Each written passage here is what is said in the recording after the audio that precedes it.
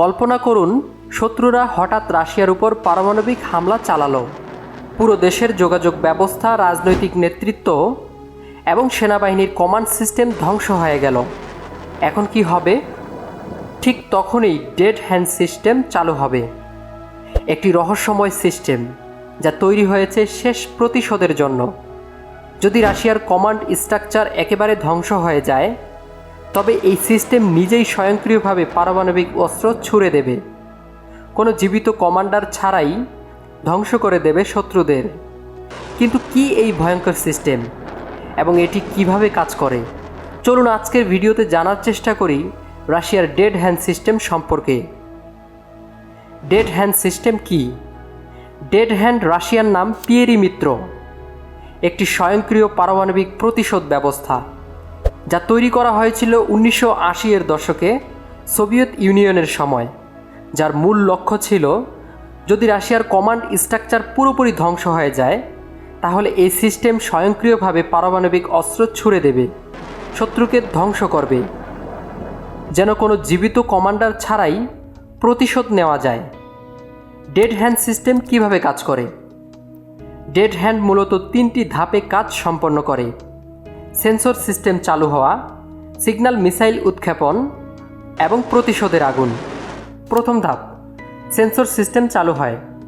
Dead hand সবসময় নিঃশব্দে ঘুমিয়ে থাকে, কিন্তু তখনও এটা সতর্ক, সবসময় চারপাশের পরিস্থিতি নজরে রাখে।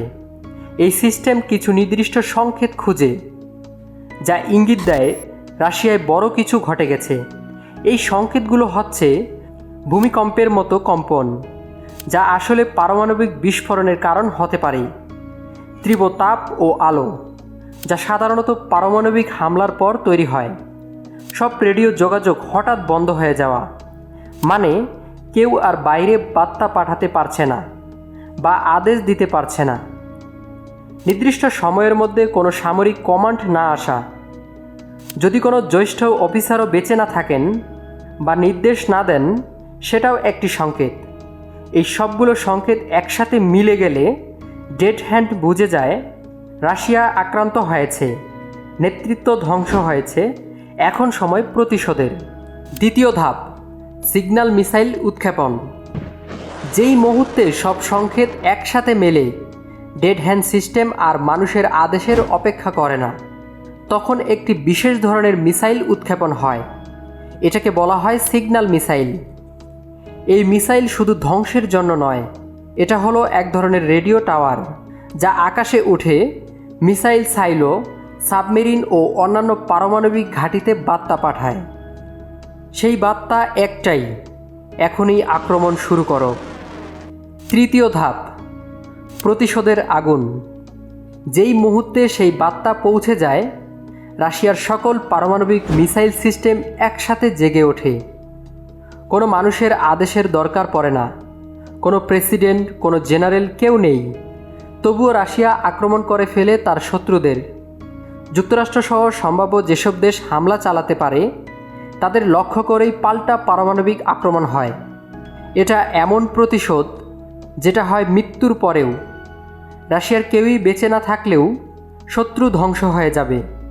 এ কারণেই এই সিস্টেমের নাম ডেড হ্যান্ড, অর্থাৎ মৃত হাত, যেটা জীবিত না থাকলেও শেষ প্রতিশোধ নিতে জানে।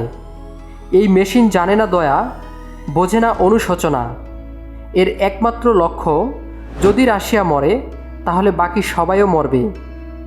কিন্তু শেষ পর্যন্ত একটা প্রশ্ন থেকেই যায়: যদি ভুলভাবে এটি সক্রিয় হয় বা প্রযুক্তিগত ত্রুটিতে কাজ শুরু করে, তাহলে তা বিশ্বে পারমাণবিক যুদ্ধ শুরু করতে পারে, যা মানব সভ্যতার জন্য বিপদ।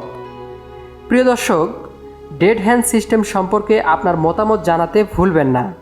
ধন্যবাদ।